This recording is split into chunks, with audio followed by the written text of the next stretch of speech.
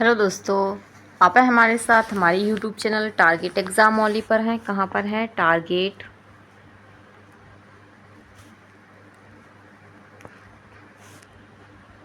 Exam only पर हैं और यहाँ पर आपका बहुत ही स्वागत है। और जैसे कि आप सभी जानते हैं, यहाँ पर हम जो आपके लिए हैं डीएलएड फर्स्ट सेमेस्टर के लिए प्रशिक्षु बैच लेके आए हैं। तो ये आपके लिए एकदम फ्री है। यहाँ पर आपके लिए क्लासेस, नोट्स सब कुछ फ्री प्रोवाइड कराया जाएगा। तो जल्द से जल्द हमारे इस यूट्यूब चैनल से जुड़ जाइए और अपने डीएलएड में फर्स्ट सेमेस्टर में एक अच्छा स्कोर ला पाएंगे आप। ठीक है, तो यहाँ पर हम पहले अपना शेड्यूल देख लेते हैं क्लासेस का क्या है, और अपने दोस्तों को भी जल्द से जल्द शेयर कर लीजिए। अब हम यहाँ पर शेड्यूल देखते हैं। तो यहाँ पर आप सभी को पता है हम हिंदी का सिलेबस कंप्लीट कर चुके हैं और दूसरा पेपर जो बाल विकास पेपर फर्स्ट है, इसकी टाइमिंग 5 बजे की है। ये मैं आपको पढ़ा रही हूँ। और इसके बाद आपको अंजलि मैम पढ़ाएंगी, 4 बजे पढ़ाएंगी। वो संस्कृत की क्लासेस ले रही हैं और फिर वो आपको कंप्यूटर भी पढ़ाएंगी और कंप्यूटर की क्लासेस का टाइमिंग है 3 बजे की। और आपको रंजीत सर मैथ्स पढ़ाएंगे। तो सभी टीचर मिलकर बहुत अच्छे से आपके लिए जो है मेहनत तैयारी कर रहे हैं, बहुत ही अच्छे से मेहनत कर रहे हैं। आप उनके साथ उनकी क्लासेस में जुड़िए, सारी क्लासेस रेगुलर लीजिए और जो है जैसे जैसे वो कह रहे हैं वैसे वैसे करिए। तो यहाँ पर जो है आप डीएलएड में एक अच्छा स्कोर अपने फर्स्ट सेमेस्टर में ला सकते हैं। ठीक है, अगर हमारे इस प्रशिक्षु बैच से आप जुड़े हुए हैं। तो चलिए यहाँ पर हम अपनी क्लास स्टार्ट करते हैं। तो यहाँ पर आज जैसे कि आप जानते हैं यूपी डीएलएड फर्स्ट सेमेस्टर है। तो इस सब्जेक्ट का नाम है बाल विकास एवं सीखने की प्रक्रिया। बाल विकास एवं सीखने की प्रक्रिया, एजुकेशन फर्स्ट। ठीक है, और ये आपका प्रथम प्रश्न पत्र है और इसके लिए आपको 50 नंबर मिलेंगे। ठीक है, कितने नंबर मिलेंगे? 50 नंबर का ये आपका पेपर होगा और ये पहला ही पेपर होगा। तो आज चलिए हम क्या करेंगे देखते हैं। हम यहाँ पर बाल विकास से रिलेटिव जो भी टॉपिक्स से हम कंप्लीट कर चुके हैं। अब हम अपना सेकंड यूनिट चला रहे हैं। उस यूनिट का नाम है अधिगम। तो यहाँ पर हम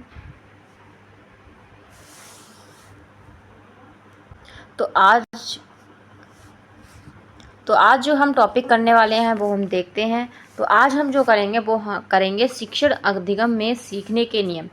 तो जो अधिगम के सीखने के नियम जो हैं उनके बारे में डिटेल में जानेंगे, फुल जानकारी लेंगे और एक एक के बारे में बारीकी से देखेंगे। तो कौन कौन से आइए देखते हैं हम।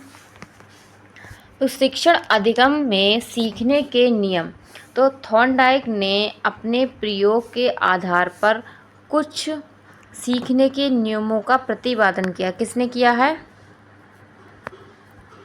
थॉर्नडाइक ने अपने प्रयोग के आधार पर कुछ सीखने के नियमों का प्रतिपादन किया है, जिन्हें 2 वर्ग में विभाजित किया गया है। कितने वर्ग में? 2 वर्गों में विभाजित किया गया है, मुख्य नियम तथा गौण नियम। कौन कौन से? एक तो मुख्य नियम है और दूसरा क्या है? गौण नियम है। मुख्य नियमों के अंतर्गत कितने हैं? 3 आएंगे आपके। और जो गौण नियम है उनके अंतर्गत कितने आएंगे? 5 नियम आएंगे। तो इस प्रकार थॉर्नडाइक ने सीखने के 8 नियम बताए हैं। कितने टोटल बताए हैं? टोटल 8 नियम बताए हैं। ठीक है, तो ये नियम 8 होते हैं। अब हम इनको थोड़ा डिटेल में जानेंगे। पहले हम इसको एक डायग्राम के द्वारा जानेंगे। तो यहाँ पर ये है थॉर्नडाइक के सीखने के नियम, लॉ ऑफ लर्निंग। क्या है? Law of learning. ठीक है, तो ये लॉ ऑफ लर्निंग है। तो इसमें पहला है मुख्य नियम, मेन लॉ। ठीक है, सेकंड है गौण नियम, तो सेकेंडरी लॉ। ठीक है, तो इस तरीके से ये लॉ होते हैं। अगर आपसे पूछे जाए तो आप इस तरीके से चार्ट बाकायदा बना के आएँ तो आपको फुल मार्क्स मिलेंगे। अगर आप इनके बारे में लिख भी नहीं पा रहे हैं या टाइम नहीं बचा है आपके लिए, तो आप ऐसे बनाकर भी आ जाते हैं। अगर पेपर में पूछा जाए तो आप लिख सकते हैं। तो ये थॉर्नडाइक द्वारा दिए गए थे। और पहला क्या था? मुख्य नियम और गौण नियम। मुख्य नियम कितने थे? 3 थे। तत्परता का नियम, अभ्यास का नियम और प्रभाव का नियम। ठीक है, और जो गौण नियम थे ये 5 थे। तो पहला इसमें क्या है? बहुप्रतिक्रिया का नियम है, सेकंड है मानसिक स्थिति का नियम, तीसरा है आंशिक क्रिया का नियम, चौथा है समानता का नियम और पांचवा है सहचार परिवर्तन का नियम। और इन्हीं नियमों को हम अच्छे से बाकायदा जानेंगे एक एक करके डिटेल में, ठीक है। तो चलिए हम स्टार्ट करते हैं इसको।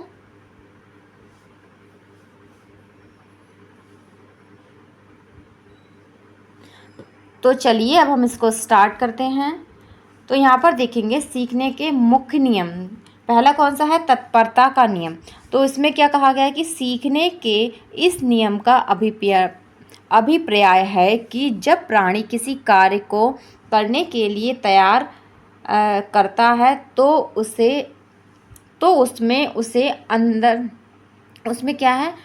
उसमें उसे क्या आता है? आनंद आता है। जब हम किसी कार्य को करने के लिए तैयार हो जाते हैं तो हमें उसके लिए करने में क्या आता है? आनंद आता है और वह उसे शीघ्र जो है सीख लेता है और हम उसको क्या है अच्छे से सीख भी पाते हैं। अगर हम किसी चीज़ को आनंद लेके नहीं करते हैं तो हम उसे सीख भी नहीं पाते हैं, ठीक है। तथा जिस कार्य के लिए वह तैयार नहीं होता है और उस कार्य को करने के लिए बाध्य किया जाता है तो वह, मतलब बाध्य का मतलब यहाँ पर किसी कार्य के लिए हमारे ऊपर से क्या दबाव डाला जाए, जोर जबरदस्ती कही जाए, नहीं ये कार्य आपको करना है, तो वह परेशान हो जाता है और उसे शीघ्र सीख भी नहीं पाता है, ठीक है। तत्परता में कार्य करने की इच्छा निहित है। तत्परता ही बालक को ध्यान को केंद्रित करने में सहायक होती है। तो तत्परता मतलब इससे ही पता चल रहा है कि बच्चा जब तक तत्पर नहीं होगा स्वयं करने के लिए वो खुद से काम नहीं कर पाएगा, ठीक है। और यहाँ पर उसके लिए शारीरिक, मानसिक और संवेगात्मक रूप से क्या है? तत्पर होना पड़ेगा, ठीक है। अब नेक्स्ट देखते हैं। नेक्स्ट इसमें है थर्ड लॉ, इसमें हमारा है अभ्यास का नियम। क्या है? अभ्यास का नियम। तो अभ्यास का नियम तो आपको जैसे पता ही होगा कि इस प्रकार इस नियम के अनुसार किसी कार्य को बार बार करने या दोहराने से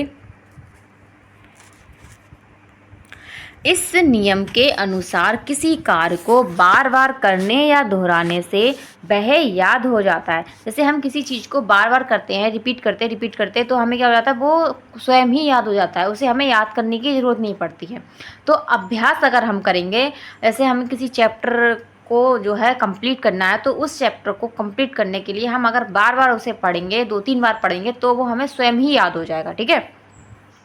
और छोड़ देने पर या ना दोहराने से वह भूल जाती है।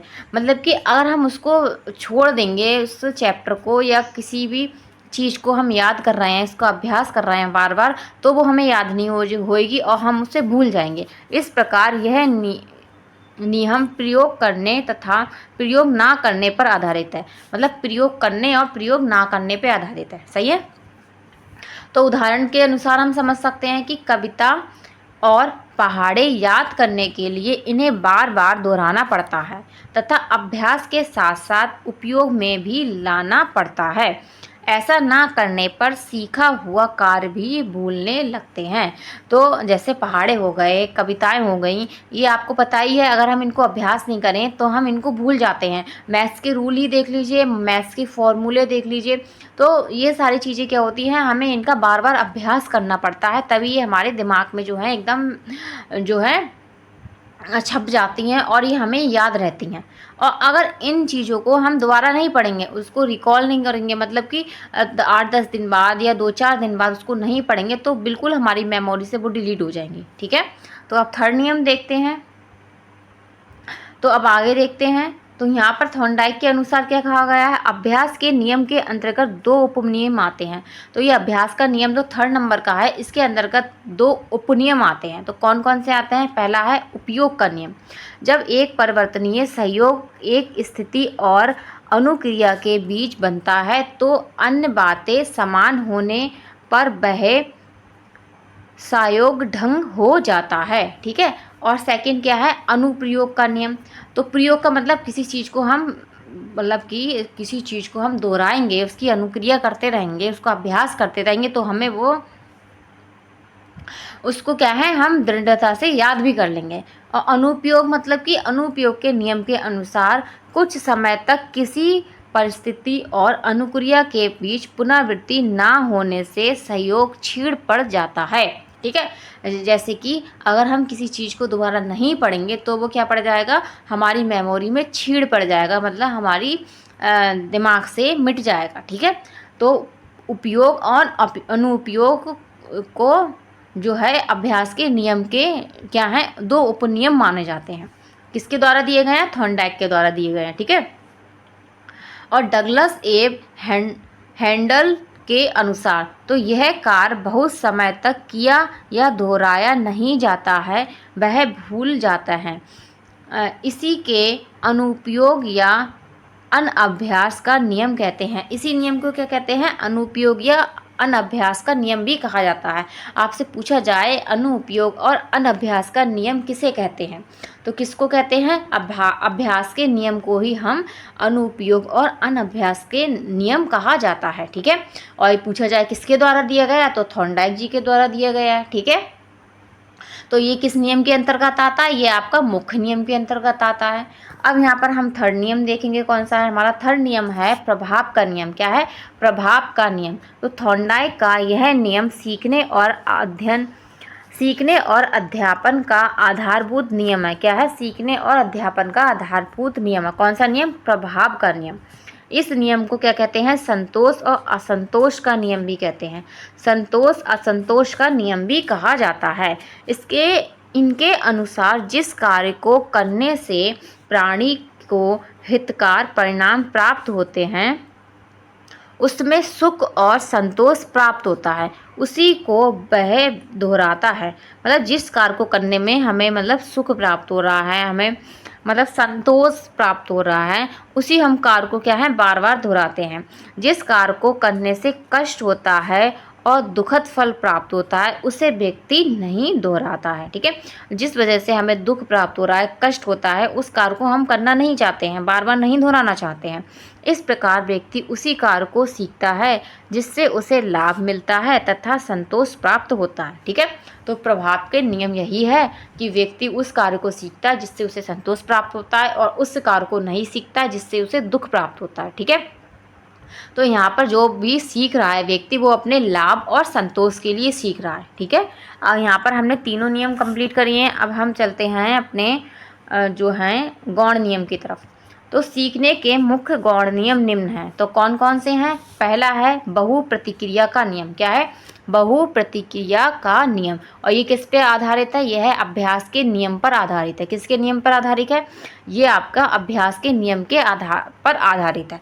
इस नियम के अनुसार व्यक्ति के सामने जब नवीन समस्या आती है तो वह उसे सुलझाने के लिए विविध प्रकार की क्रियाएं करता है। जैसे हमारे सामने कोई प्रॉब्लम आ रही है, जैसे हमारे सामने किसी सब्जेक्ट या किसी टॉपिक से रिलेटिव प्रोग्राम मतलब कि कोई समस्या आ गई है, तो हम क्या करेंगे, उसके समस्या क्या क्या ढूंढेंगे, समाधान ढूंढेंगे और उसके लिए अनेक अनेक क्रियाएं करेंगे। या तो हम बुक्स में उसका मटेरियल ढूंढेंगे, यूट्यूब पे ढूंढेंगे और किसी की क्लासेस देखेंगे, पीडीएफ से पढ़ेंगे और जो भी टीचर हैं उनके मतलब उनको उस टॉपिक में सर्च करेंगे और सभी टीचरों का देखेंगे, जिनका हमें समझ में आएगा उनका हम देख लेंगे। ठीक है, इससे हमारी क्या होगी, उलझन क्या हो जाएगी, सुलझ जाएगी।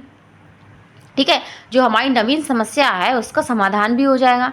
और तब तक करता रहता है जब तक कि वह सही अनुक्रिया की खोज नहीं कर लेता। जाहिर सी बात है, हम जब तक मतलब उस टॉपिक के बारे में खोजते रहेंगे जब तक हमें एक अच्छा टीचर नहीं मिल जाता। ठीक है, तो ऐसा होने पर उसकी समस्या सुलझ जाती है और उसे संतोष मिलता है। क्या मिलता है, संतोष मिलता है। असफल होने पर व्यक्ति को हाथ पर हाथ रखकर नहीं बैठना चाहिए, बल्कि एक के बाद एक जो है उपाय मतलब अमल करते रहना चाहिए, उपायों पर अमल करते रहना चाहिए जब तक कि सफलता प्राप्त ना हो जाए।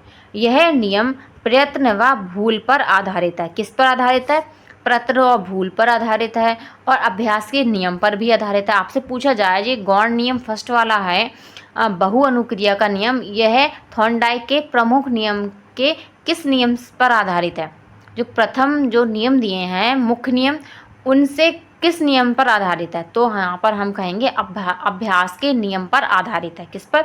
अभ्यास के नियम पर। जैसे हमने वहाँ पे पढ़ा, अगर हम किसी चीज़ को अभ्यास करते रहते हैं तो हम क्या करते हैं, उसको वो चीज़ हमें याद हो जाती है। ऐसे यहाँ पर है, अगर हम जब तक किसी समस्या का समाधान नहीं ढूंढ लेते हैं तब तक हम उसके बारे में खोज करते रहते हैं और जब हमें सफलता प्राप्त हो जाती है तो हमें क्या है, संतोष मिल जाता है। ठीक है, आगे चलते हैं, नेक्स्ट देखते हैं। सेकंड इसमें क्या है? सेकंड इसमें है मानसिक स्थिति का नियम। क्या है?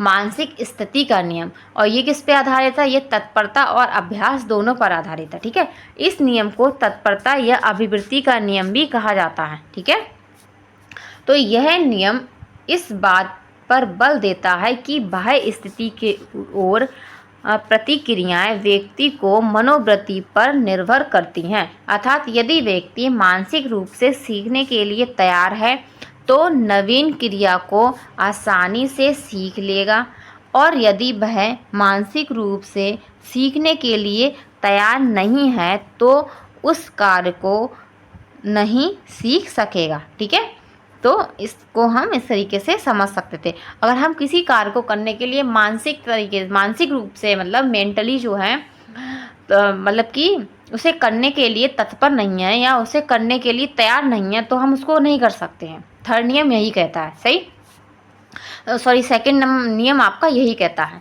अब थर्ड नियम की तरफ चलते हैं। थर्ड नियम है आंशिक क्रिया का नियम। क्या है? आंशिक क्रिया का नियम। यह नियम इस बात पर बल देता है कि कोई एक प्रतिक्रिया संपूर्ण स्थिति के प्रति नहीं होती है, यह केवल संपूर्ण स्थिति में कुछ पक्षों अथवा अंशों के प्रति ही होती है। जब हम किसी स्थिति का एक ही अंश दोहराते हैं तो प्रतिक्रिया हो जाती है। इस नियम में इस प्रकार अंश से पूर्ण की ओर, क्या है? अंश से पूर्ण की ओर शिक्षण सूत्र का अनुकरण किया जाता है। पाठ्य योजना को छोटी छोटी इकाइयों में विभाजित करके पढ़ाना इसी नियम पर आधारित है। जैसे पाठ्य योजना होता है, हम पाठ्य योजना बनाते हैं तो उसकी छोटी छोटी इकाइयों में हम उसे तोड़ लेते हैं। अगर हम उसको पढ़ाते हैं तो जो है वो ज़्यादा अच्छा रहता है। ठीक है, तो ये नियम उसी पे लागू होता है। ठीक है, आंशिक क्रिया का नियम। आगे चलते हैं, फोर्थ नियम देखते हैं। फोर्थ नियम है समानता का नियम। समानता का नियम क्या है? इस नियम का आधार पूर्ण ज्ञान या पूर्ण अनुभव है। किसी नवीन परिस्थिति या समस्या की उपस्थिति होने पर व्यक्ति इससे मिली जुली और अन्य परिस्थितियां या समस्या का स्मरण करता है जिससे वह पहले भी गुजर चुका है। जैसे किसी हम प्रॉब्लम में फंसते हैं तो हम क्या करते हैं, जो हम पहले समस्या से जूझ चुके हैं उसमें हम उसके बारे में दोबारा सोचते हैं और दूसरी जो हमारी समस्या आई है उससे क्या करते हैं, रिलेटिव करके देखते हैं। ऐसी स्थिति में व्यक्ति नवीन परिस्थितियों में वैसे ही अनुक्रिया करता है जैसे उसे पुरानी स्थिति में की थी। तो यहाँ पर भी हम उसी तरीके से प्रयास करेंगे और अनुक्रिया करते हैं जैसे हम पहले समस्या में कर चुके हैं। समान तत्वों के आधार पर नवीन ज्ञान को पूर्व ज्ञान के संबद्ध करके पढ़ाने से सिखाना सरल हो जाता है। जैसे हम अपना जब पढ़ाने जाते हैं कक्षा में तो हम बच्चों को क्या है, नवीन ज्ञान में जो है उनके पूर्व ज्ञान को जोड़ देते हैं। इससे क्या होता है, हमें पढ़ाने में सरलता होती है। ज्ञात से अज्ञात की ओर, ये क्या नियम कहता है कि ज्ञात से अज्ञात की ओर शिक्षण सूत्र इसी नियम पर आधारित है। ठीक है, तो यहाँ पर हमने फोर्थ नियम देख लिया। अब हम देखते हैं अपना लास्ट नियम है, फिफ्थ नियम होगा, वो होगा सहचार परिवर्तन का नियम।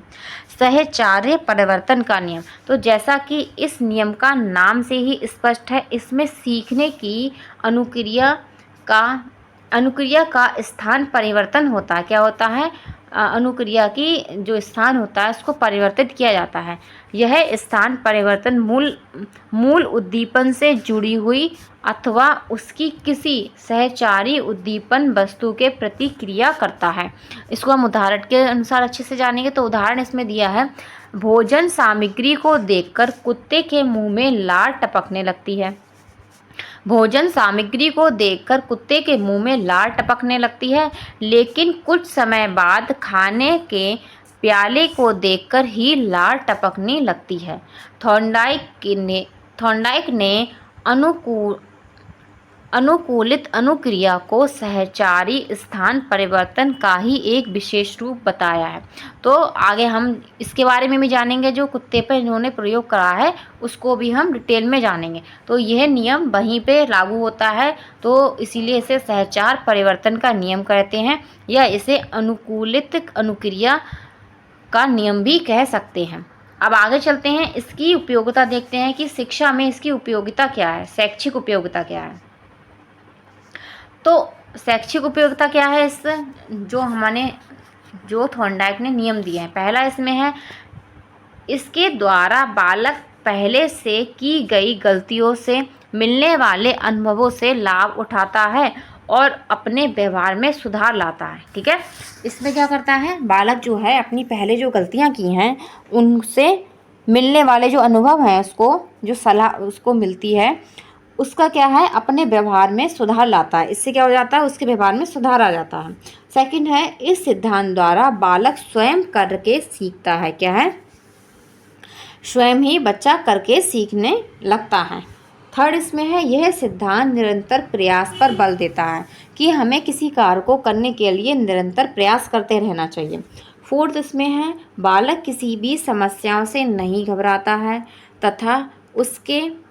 तथा उसने धैर्य एवं परीक्षण का गुण का विकास हो जाता है। ठीक है, धैर्य और परीक्षण के गुण का विकास हो जाता है। ठीक है, अब हम आगे चलते हैं।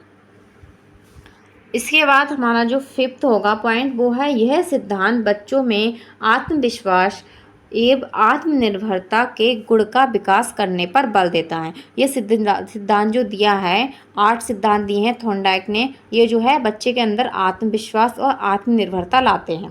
6 इसमें है, यह सिद्धांत अध्यापकों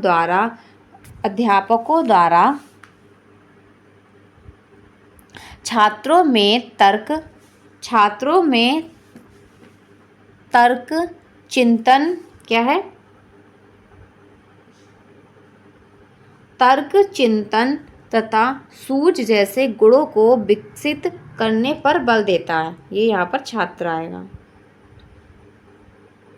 ठीक है, 7 इसमें है, विभिन्न प्रयासों के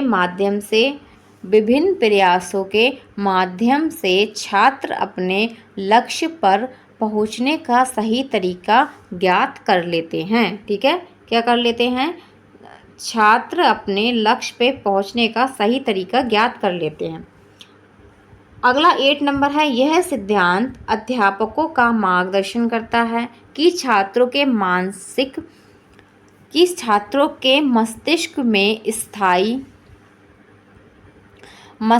में स्थायी चित्र अंकित करने के लिए उन्हें लिखित और प्रायोगिक अभ्यास कराया जाए। ठीक है, कैसा, लिखित और प्रायोगिक अभ्यास कराया जाए, मतलब उसको हमें क्या है, प्रैक्टिकली भी उसे हमें सिखाना है, ऐसा नहीं है केवल लिखित ही सिखाना है। तो ये अध्यापकों का मार्गदर्शन भी करता है ये सिद्धांत। ठीक है, तो यहाँ पर हमने इसकी उपयोगिता भी देख ली है, थॉर्नडाइक के सीखने के जो नियम थे उसके, लॉ ऑफ लर्निंग के। अब हम आगे चलते हैं। तो यहाँ पर हमने उद्देश्य भी देख लिया। अब हम आगे चलते हैं। आगे हम देखेंगे सीखने के प्रकार, कि सीखने के कितने प्रकार होते हैं। तो बच्चों के सीखने के तरीकों पर सबसे पहले अध्ययन करने वाले 2 प्रमुख व्यक्ति थे। कौन से थे, स्विट्ज़रलैंड के प्याजे थे और रूस के एल.एस. वायोकोस्की थे। कौन थे, स्विट्ज़रलैंड के जीन प्याजे थे। आपसे क्वेश्चन में पूछा जाएगा कि जीन प्याजे ने किसका सिद्धांत दिया है, ये नहीं पूछा जाएगा। ये भी पूछा जा सकता है कि जीन प्याजे किस देश के मनोवैज्ञानिक थे। ठीक है, कि किस देश से मतलब कि रिलेटेड थे, तो वहाँ पर हमें बताना पड़ेगा स्विट्ज़रलैंड के थे। और वायोकोस्की कहाँ के थे, रूस के थे। कहाँ के, रूस के थे। उन्होंने बच्चों का अवलोकन, उनके परिकल्पना बनाई कि बच्चे कैसे सीखते हैं और परिकल्पना की जांच की। इस प्रक्रिया में उन्होंने रचनावाद के सिद्धांत की रचना की। किसने की? किसकी की? रचनावाद के सिद्धांत की रचना की। बच्चे ठोस अनुभव से बारंबार संपर्क के जरिए सीखते हैं। शिक्षा मनोवैज्ञानिकों ने सीखने के कई प्रकारों का वर्णन किया है, जैसे उसूबे जैसे उसूबे। ये उसूबे ने सीखने के निम्नलिखित 4 प्रमुख प्रकार बताए हैं। तो हम किसके द्वारा पढ़ रहे हैं? ये उसूबे के द्वारा पढ़ रहे हैं दिए हुए प्रकार। ठीक है, तो चलिए देखते हैं ये कौन कौन से प्रकार हैं। तो इसमें पहला प्रकार जो है वो है अभिग्रहण द्वारा सीखना। क्या है? अभिग्रहण द्वारा सीखना। इस तरह के सीखने में शिक्षार्थी को सीखने वाली सामग्री बोलकर या लिखकर दे दी जाती है और शिक्षार्थी उन सामग्रियों को आत्मसात कर लेते हैं। ठीक है, जैसे क्या है, जो शिक्षार्थी हैं वो सीखने वाली सामग्री को बोलकर या लिखकर ले लेते हैं। ठीक है, और उस पे क्या है, उसको आत्मसात कर लेते हैं। ठीक है, उसे याद कर लेते हैं। इसके बाद सेकंड है अन्वेषण द्वारा सीखना। तो अन्वेषण द्वारा सीखना कैसे? अन्वेषण द्वारा सीखना ऐसी सीखने को कहा जाता है जिसमें शिक्षार्थी को दी गई सामग्री में से नया संप्रत्यय या कोई नया नियम या विचार की खोज कर उसे सीखना होता है। यदि छात्र किन्हीं ज्ञात तथ्यों को पुनर्संगठित कर या कोई प्रयोग कर किसी नए नियम की खोज करता है तो उसे एक ऐसा अन्वेषण सीखना कहा जाएगा। क्या कहा जाएगा?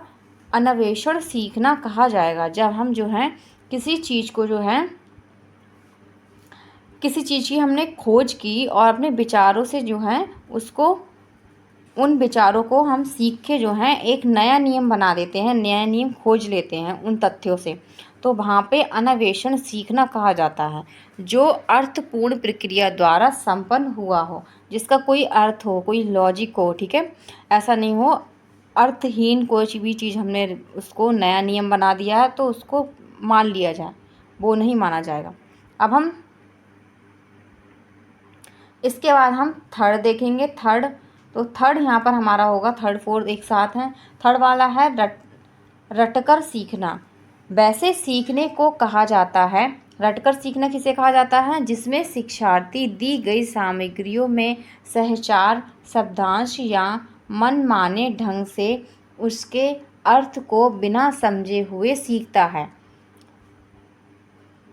निरर्थक पदों को सीखना, शब्दों के जोड़ को सीखना, अक्षर अंक जोड़ को सीखना इस श्रेणी में सीखने के उदाहरण हैं। ठीक है, तो रटकर सीख रहे पहाड़ी गिनती वगैरह हो गई, इनको हम रटकर ही सीखते हैं। ठीक है, उसूबेल कौन है? जिन्होंने सीखने के प्रकार दिए हैं। ठीक है, तो इस तरह का सीखना शिक्षा के लिए विशेष महत्व रखता है। तो अर्थपूर्ण द्वारा सीखना ये शिक्षा के लिए महत्व रखता है, इसीलिए शिक्षकों को इस तरह के सीखने पर अधिक बल डालना चाहिए। इन्होंने कहा है कि शिक्षकों को इस तरह से जो बच्चों को सिखाया जाता है उस पर बल देना चाहिए, ध्यान देना चाहिए। तो अर्थपूर्ण सीखना वैसे सीखने को कहा जाता है जिसमें सीखी जाने वाली सामग्री के सार तत्व को एक नियम के अनुसार समझकर तथा उसको संबंधगत ज्ञान से जोड़ते हुए सिखाया जाता है। ठीक है, एक नियम को जो है हम उसको जोड़ते हैं, उसके तत्वों को, और दूसरे चीज़ को हम सिखाते हैं, दूसरे ज्ञान को बच्चे को बताते हैं। ठीक है, तो इन्होंने कहा है कि टीचर्स को इस ज्ञान के अनुसार ही पढ़ाना चाहिए, ऐसे ही सिखाना चाहिए जो अर्थपूर्ण तरीके से सिखाया जाता है। तो यहाँ पर हमारी क्लास कंप्लीट होती है। आपको क्लास कैसी लगी है कमेंट बॉक्स में कमेंट ज़रूर कीजिएगा, और हमारे YouTube channel target exam only say ऐसे ही जुड़े रहिए, और अपने डीएलएड में एक अच्छा स्कोर लाने के लिए यहाँ पर सारी क्लासेस देखिए, और जो हैं आप नोट्स हमारे साथ बनाइए और ज़्यादा से ज़्यादा लोगों को इस टारगेट एग्ज़ाम ओनली पे जो प्रशिक्षु बैच है इसको शेयर कीजिए, ताकि वो भी अपने डीएलएड में एक अच्छा स्कोर ला सकें।